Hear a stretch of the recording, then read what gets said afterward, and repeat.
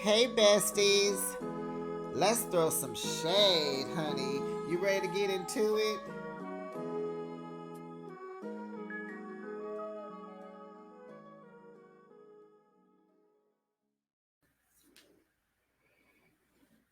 Well, thank you, Katie, for finally answering my questions that I had about your family.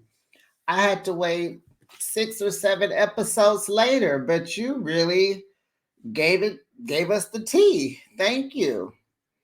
And okay, Emily, yes, you needed to do some soul searching, honey, because you was off the chain. I was starting not to like you. And I think I liked you before. I was thinking that you was letting this weight loss get to your head, honey. But good for you. You did your soul searching and you understand that you were triggered by your mom. Jen gave you unaccountability vibes like your mother did, and that's what triggered you. And I'm glad you was able to hear Gina and take in the criticism that you were becoming mean and aggressive. So I'm glad you were able to get that taken care of in this season. And this is why I like reality TV. I like resolve. You know, you're gonna hear me say it. You're gonna hear me say it because I'm giving this episode a 10. Yes, a 10. It was good. It did all the things. And so, what I want to know here's my other question, not for Katie, but for Shannon, or maybe it's for Tamara and Gina. But when Shannon finds out about these videos that Alexis has told you guys about, and when with these videos surface, and when Shannon finds out that you guys knew and didn't tell her, is that going to be the drama? Is that going to be the storyline for next season? Is that going to be Shannon's storyline? Oh, gosh. Maybe we can get it done this season. But, baby, woo, 10, 10, 10. Hey, besties. This is Behind the Shade. Let's throw some shade and get into another episode of The Real Housewives of Orange County. This is season 18, episode 8. Once a traitor, always a traitor. And we could keep it like that. That's fine. That was the focus of the show. So I'm giving it a 10. Let me know in the comments, what do you rate this show? What do you rate the episode? Excuse me, the episode. It's a 10. It's a 10. Well, let's get into it. Don't forget to hit the like button. Don't forget to subscribe. It's a easy way to support the channel and keep your algorithm together where you get to see who else is on YouTube. But definitely support the community. I'm your bestie, you're mine. That's what we do. You like, I give. Okay. So the episode starts off with Tamara, and it's Tamara, Heather, and Emily. They're out for drinks. And Tamara asks, how was their trip to La Quinta? So Emily says, Shannon was on the verge of a mental breakdown. And so the flashbacks show the evidence of the mental breakdowns. And so Heather says that she didn't know Tamara and Shannon would meet up so soon to talk. And so they show flashbacks of that. Tamara brought up that her traders party idea. She brought up her idea of this traders party while they were driving up to Big Bear when she was with the girls, Katie, Alexis, and Jen. And so Alexis in the back seat talking about, is Shannon gonna be there? And so you guys remember in the drive up there, Tamara was sick. Okay, she was sick of Alexis. That mouth just running. Johnny J. Tamara was sick of her. So Tamara decided, very nice of you, Tamara. This is a part of why it's a 10. Tamara decided not to invite Alexis, because her and Shannon are practically enemies now. Tamara is like, I think she's pushing back from Alexis. I think Big Bear was a bit much. I'm like, okay, Tamara, next time you go to Big Bear, take you some sage and a Palo Santo stick, and you need to get Alexis's energy out of your house. Okay. Okay. Besties, do you guys know about sage in your house? Do you do that from time to time? Little sage, pray to God, get all these spirits out your house. Then you got to follow with the Palo Santo stick. Okay. And plus, we all know Tamara is sick of Alexis. So she really wasn't inviting her because she didn't want to be around her. But and Shannon too, because they made amends. And so, Tamara gotta act right for now. So Shannon goes to pick up her new car. It's a white BMW, burgundy interior. And so she has to be trained on how to use her new friend that she has to drive around with, who has to accompany her, I think, for just 6 months.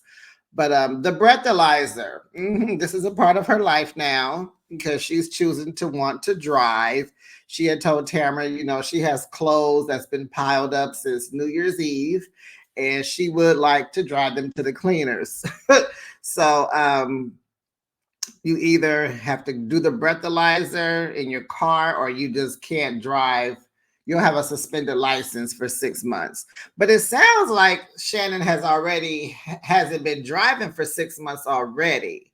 So maybe she had to do both.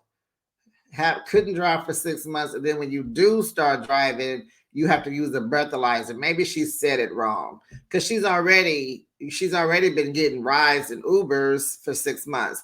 But the girls are away at school, so she don't have nobody to take her all over the place anymore. But Shannon thinks this is good for her so that it can remind her of the very, very stupid choice that she made.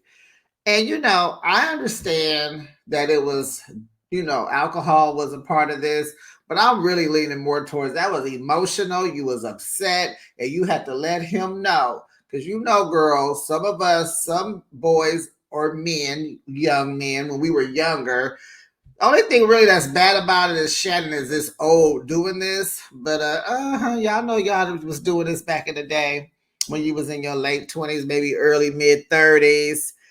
But sometimes dealing with these baby daddies or have you. But anyway, I'm thinking it was, alcohol too, but I think it was more emotional than the alcohol that made all this possible. But I mean, I understand you drove into the house, you almost hit the girl, you were drunk. But we didn't see it. I didn't see it. I never saw any footage.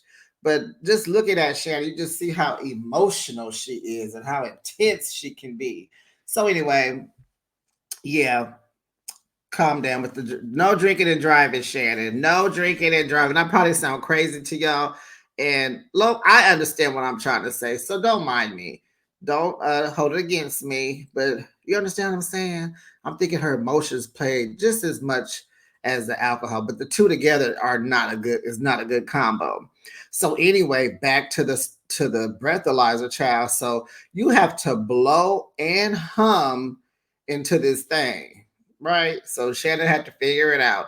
Her CFO over there laughing at her because she all blowing hard, and she had to learn. I think you got to take a deep breath first, and you got to kind of exhale and hum at the same time. So the thing started working.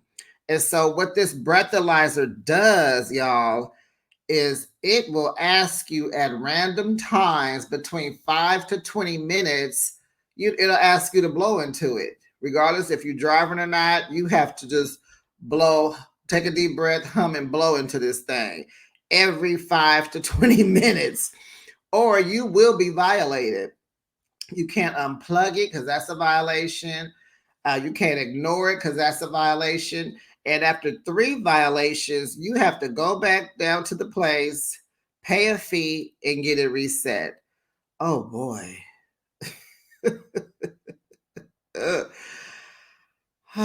So, she's saying like with this DUI, it has really affected her life in all ways. So now it's affected her business, the real for real business. So business has gone down before the DUI, but it has stayed down since the DUI.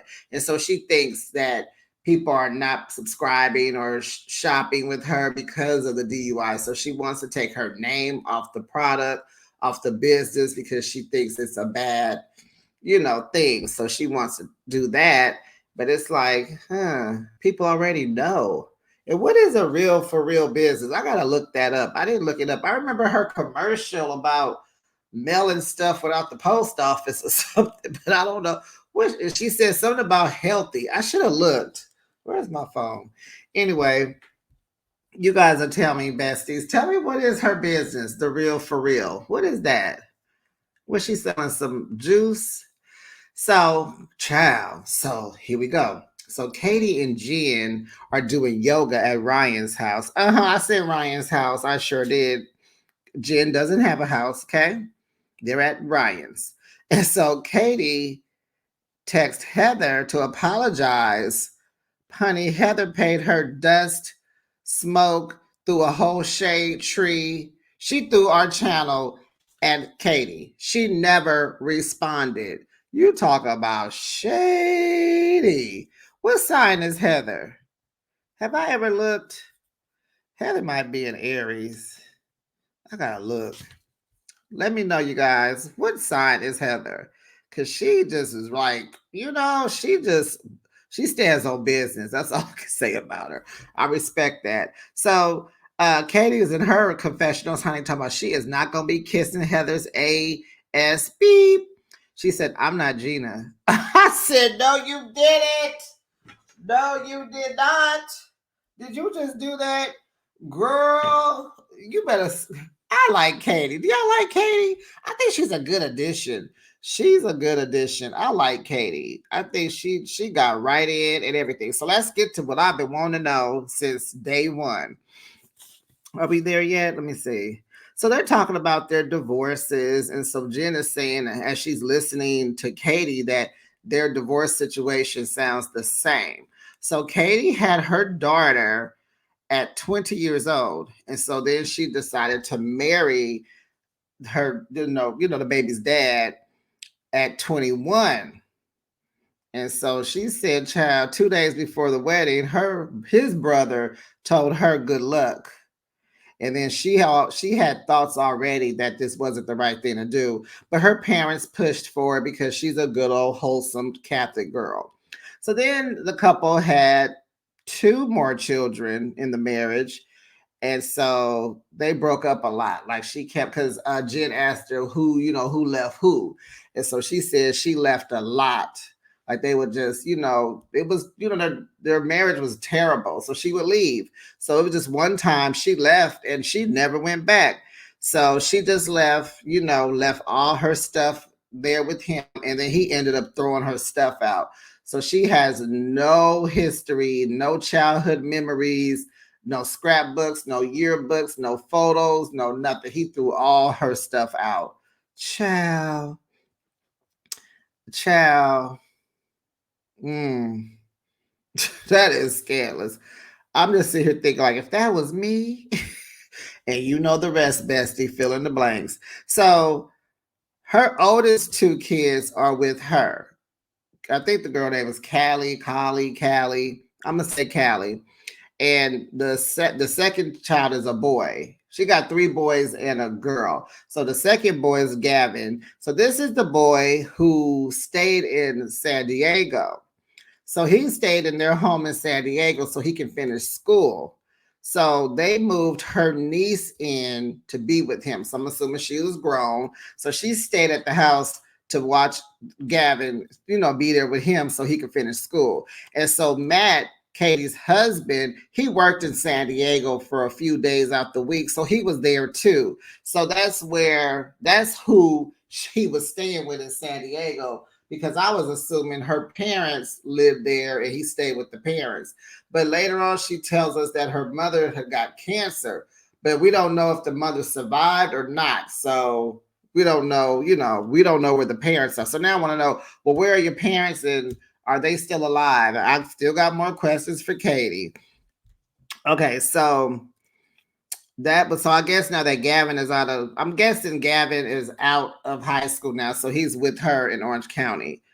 Okay, so the youngest son, Max, he used to tell her all the time he wanted his parents to stay together. So then he decided to go, stay with his dad in Atlanta. Now the daughter is now getting ready to change her last name to Matt and Katie's last name. She's dropping her father's name. She's done because they do not have a relationship. She didn't want to call Matt dad because that, she already had that with her biological. So it was a trigger for her. So they came up with the Padre. So she calls Matt Padre. And so now that she's grown out of the traumatization of dad, now she's calling Matt dad, and it brought him to tears. So cute. I wish they had a flashback of that. That was so nice. So yeah, she calls Matt dad now. And I believe Gavin does too. So but I don't know if Gavin talks to the dad or not. But it may seem like I don't know. Okay, so Gina's at home getting spray tanned in the backyard. And so Shane comes out. He wants to do it. The lady's like, okay, take your jacket off. You want to do it. Blah, blah, blah. Shane always comes with the funnies. So then she asking him about going to the doctor. Because, remember he almost had, he had some issues. So she wants him to go get checked out. He's all like, but no, Shane, at this age, when stuff goes wrong, you need to go to the doctor. So she tells him that Gina says she's mean and aggressive. And so, he's like, no, you're not mean. But of course he's going to say that because that's what he's supposed to say. And he's immune to you, girl. So he ain't like, you don't treat your husband like you treat everybody else.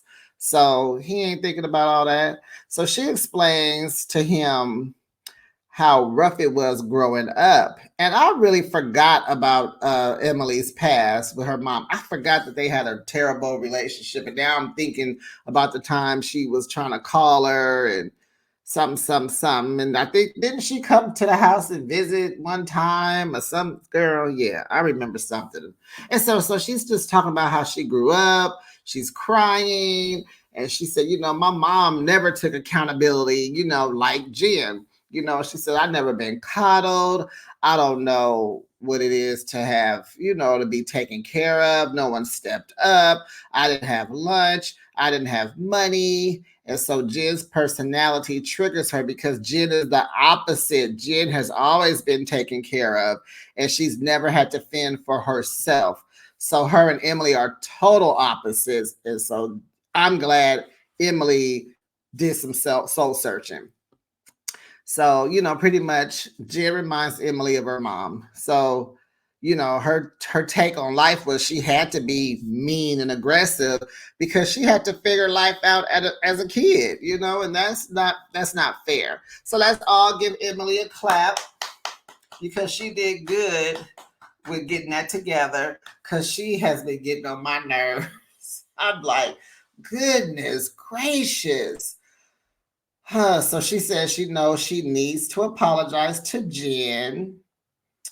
And she really wants, so Shane is telling her, you just got to continue to break the cycle. Because she's like, I don't want to pass this on to Annabelle. And so she was like, I go into Annabelle's room. I say, I love her. I hug her every night.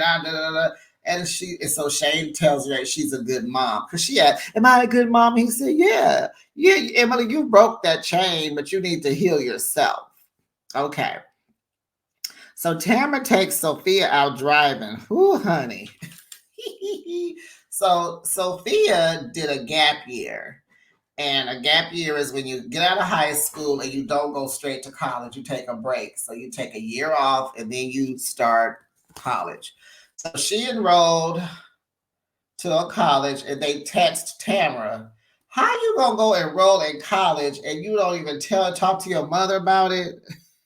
So Tamara's like, yeah, I got a text from such and such college. What is that about? So she's like, yeah, I'm going to start. And so I'm going to do. So Tamara's like, what are you going to study? She's like, graphic design. So Tamara's like, well, what happened to music? Oh, I'm, moving, kids move on. They do stuff and they want to do something else.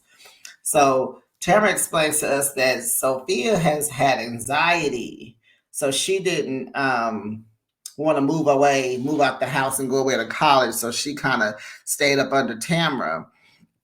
So then, child, we learned that Sophia does not talk to Simon, and one of the other kids don't talk to him either. So Tamara was explaining how they got three kids together. So two of their kids don't speak to him, and one of the kids, Sydney, doesn't speak to her. And this is all due to the divorce. And I just like, wow. You're thinking about Jen, Katie, and Tamara. Like, these kids are in the middle. Like, how can you get divorced and don't put the kids in that part of your business? Like, how do you just get to pick and decide? And how do you just decide you're just not going to talk to a parent because they broke up? Like, the divorce ain't your business. Like, stay in a child's place. Like, Black people, we don't do that. Kids don't get to decide and pick. You just have to make it work. And no, never heard anything like this. Hold on. I never heard of that, where you just decide not to, and then you just don't want to talk to your kids because they check you on some, like, what is happening? But I'm gonna go ahead and say these are kids that don't know to stay in a kid's place because their parents aren't telling them or making them stay in a child's place. Because what is that? What is that? Like the kid that wants the parents to stay together. I guess he didn't know that they were funking and fighting, and she left a lot. So where was the kid? Was you taking Katie? Were you taking your kids with you when you would leave your husband? Why is the youngest one so affected? And I want to know, does the young? Oh, no. The young one comes and visits her on school breaks. I did read that. So he's talking to her too. Like, yeah, so I guess she has a relationship with all four of her kids, Katie. But we know that Sydney does not talk to Tamara. It's been such a long time. It's like, goodness. So, Sydney, you don't want to say nothing? And that's probably why Tamara is the way she is. Okay. So Katie and her daughter are headed downtown to change her last name. They got to file the paperwork. So Katie asked her, "What name are you going to go by?" So she's keeping her first and middle name and changing the last. She said, "Oh, you're going to keep your middle name." Her middle name is Michelle, and so she said, "Oh, I like that name. I'm going to keep it." So I wasn't sure if Matt adopted her, because I was thinking, if you adopt a kid, shouldn't there be a question of last name on adoption papers? They kind of play with the word, and I'm not sure if they were adopted. Besties, if you know, let me know, please. But I'm assuming, since she said she broke up with the father when she was 9, and that I'm giving it a couple years for her to file for the divorce, be single, go out to the clubs, meet Matt, whatever, fall in love, date, friend, fall in love, get married. So I'm just assuming that maybe by the time they got married, well, wait a minute, let's do some quick math here, because we know the youngest son is 7. So if she's 20 and their youngest boy is 7, she was 13 when they had Bannon. So do you adopt a 13-year-old? Or do you just wait for them to turn 18 because it's 5 more years? So I'm not even sure. Maybe they just waited till she got grown and she decided. I'm going to assume that he did not adopt her, because why would you adopt a kid and don't change the last name? Okay, I'm going to assume that he didn't adopt her, because I don't see, but maybe you can keep, I don't know, because what would be the point? Wrecking my brain. Katie, can you clear this up, girl? Clear it up. I'm assuming he did not adopt her, and so she's 20 now, and she decided to change her last name.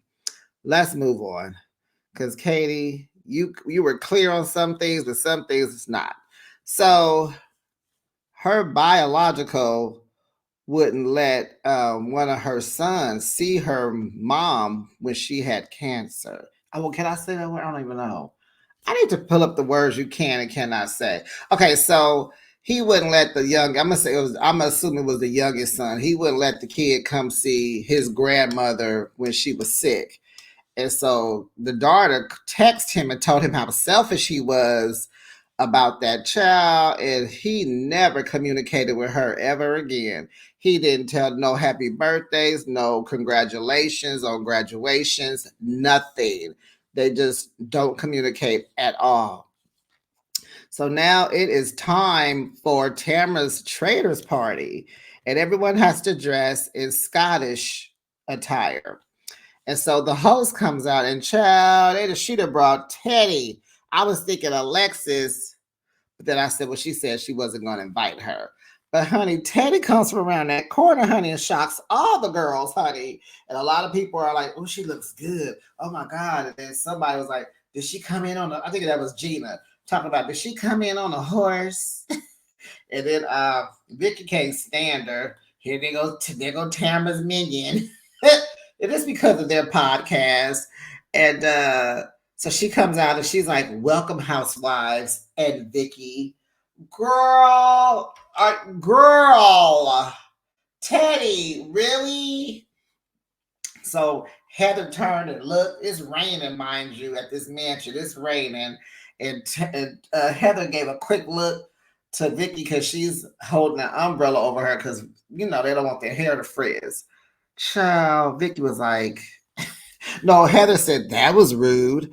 And so Vicky said, you know, I can't stand that beep.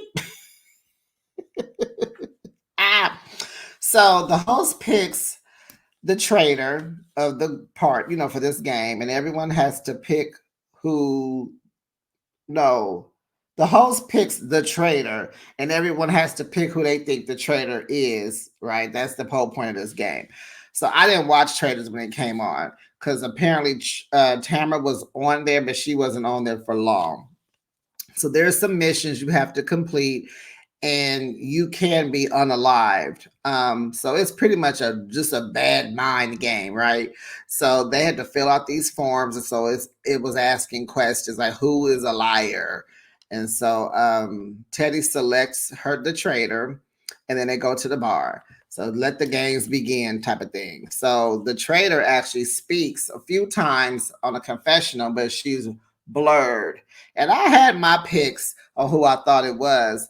And I'll tell you, I thought it was Heather or my pick was Heather or Emily based off the verbiage, the way they were talking. This person is smart. So I was just thinking of those two smartest people in that circle, in my opinion, by the way they were talking. Okay, so Shannon orders a very weak tequila and soda drink. And I'm really shocked that no one said anything, Tamara. I was like, okay, a very weak tequila soda drink. Very interesting. So, besties, I have a question. Have you ever heard of that? Let me know down in the comments, like a weak tequila and soda drink. Interesting. So what do they do? Just put drops of tequila in a glass of soda. You just get not even a shot, just some drops, like with an incubator. Just boop boop boop, 4 drops. That's all you get. So Heather pulls Katie to the side to invite her. You know, invites her to her child. Her why am I tripping? Oh my goodness. She invites her to her charitable event.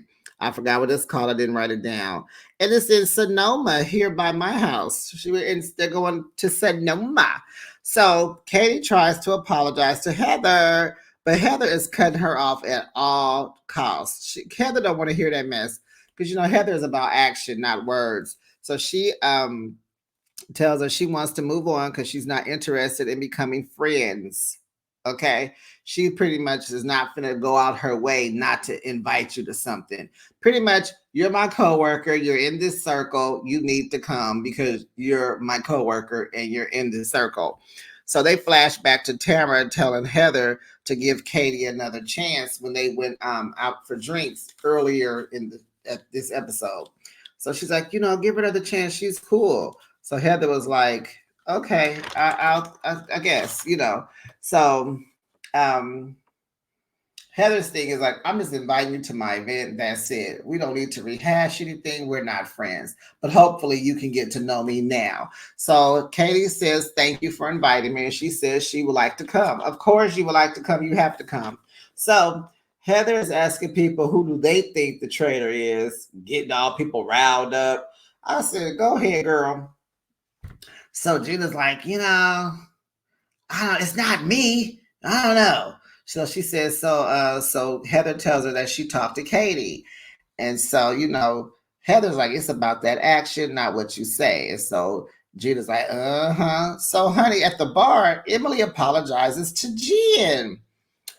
Oh, I'm just loving it. So this is why I'm really giving it a 10, because here we go, taking accountability. So Jen says, so she apologizes to Jen, and Jen is looking at her dead in her face, eye to eye. Jen ain't blinking because Jen is like, girl, Jen is trying to read Emily down to her soul, okay? Them eyes she was beaming on Emily. And so Jen was like, let me ask you this, like, because it seems like you feel like, I'm less than you. So Emily's like, no, no, no, no. Let me explain. My childhood was toe up. So she's like, my childhood wasn't cool. And that's why I'm so hard. And so then tells her that she admires her. And that just made Emily melt. So now Emily feels like an ASSH beep. And then they hug, and it seemed very genuine. So then the Tresamiga girls join each other inside. And so Shannon tells Tamara, that she has this breathalyzer on her car now. And so Tamara's like, oh, I would have helped you, with getting your clothes to the cleaners, whatever you needed to do. And so, no, Shannon, people want their independence. Thank you. But we just got back cool yesterday. You ain't finna be running my errands, smelling my nasty, stinky clothes, telling everybody how funky I am. Forget you. So Vicky brings up the show and like, why? What happened? So Tamara's like, me and Shannon fell out because of Shannon's drinking. And then Shannon got mad at me for liking Alexis's picture. You know, it was a picture of her twins turning 16. So the hashtag said something about friendships forming. And Tamara was like, I didn't know about this hashtag. I didn't know they was gonna get together. I just was liking the picture, girl. And so Shannon was explaining like where her anger came from. There were some articles that had came out about them and their relationship and how they, and so that just riled her up.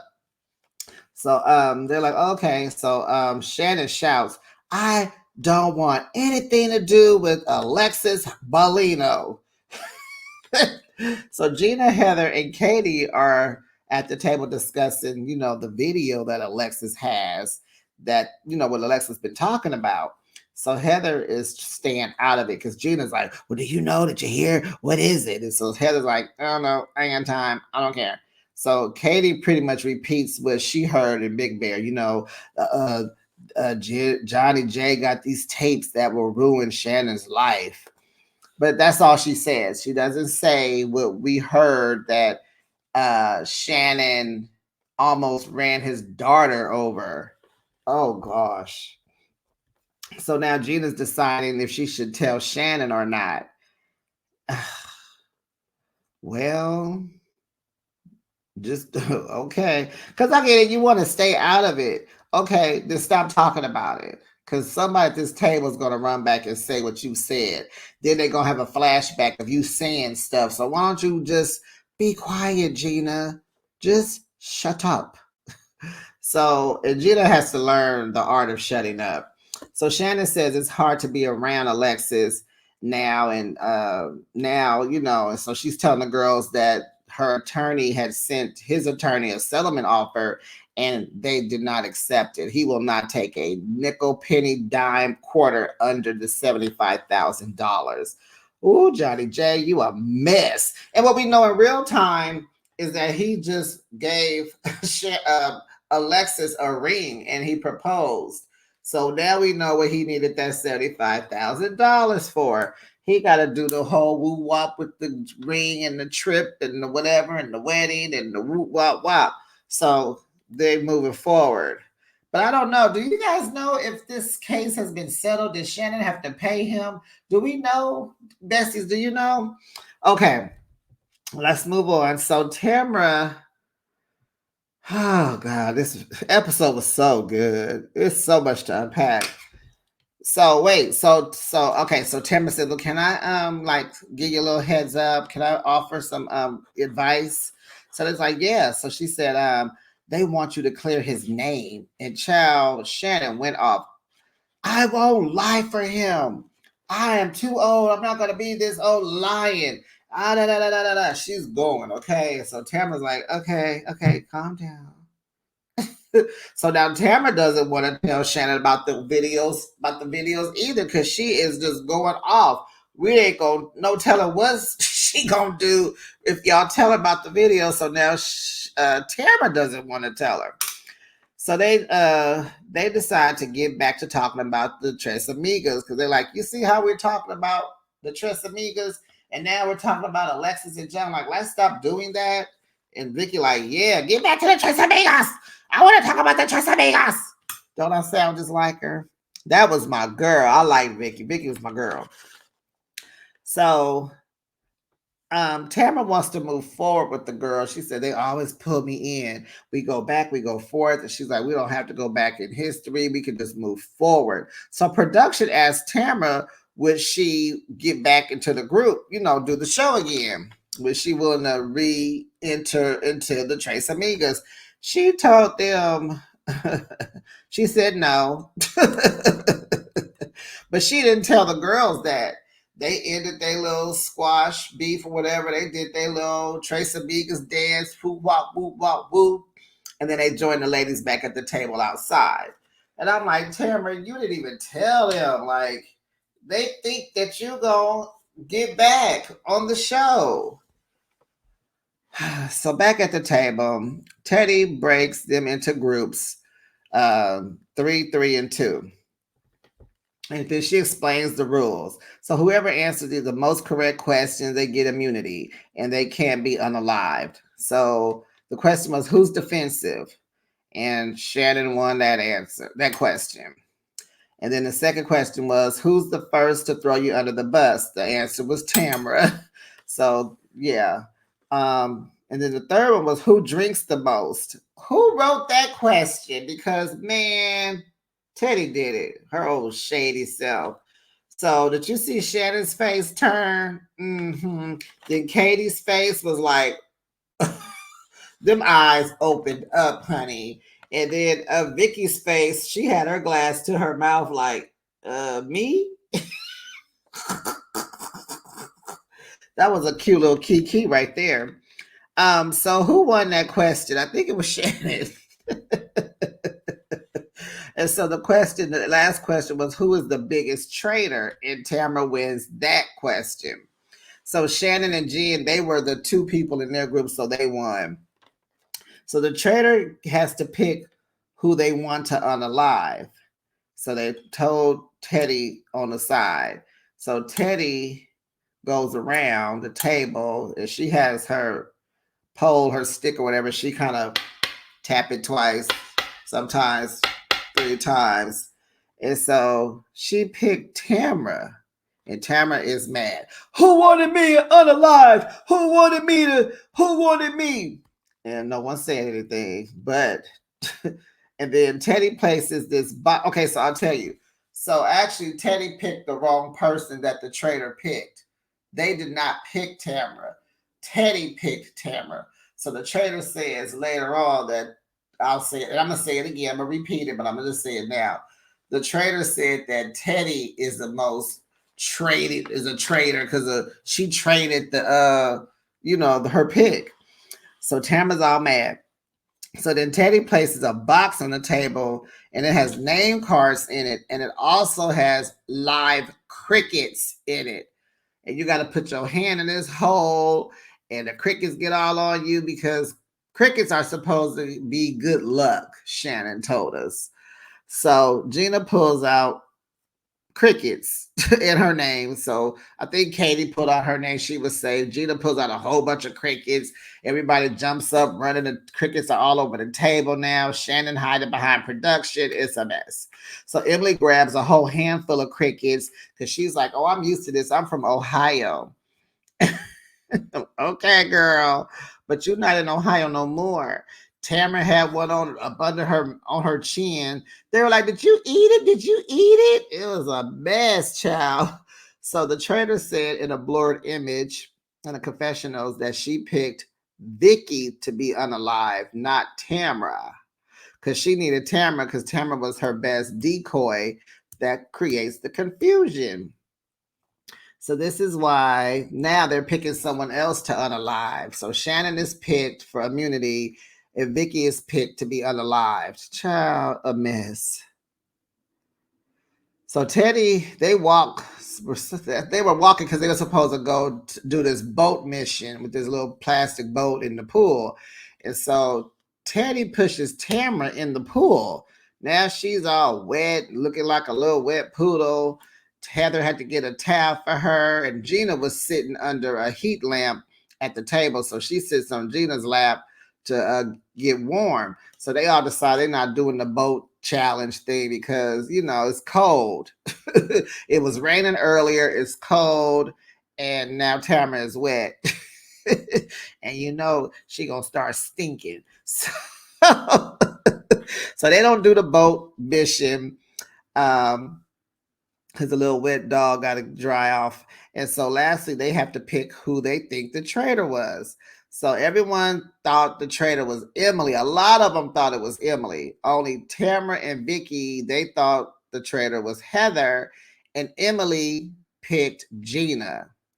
No, Emily, you got that wrong.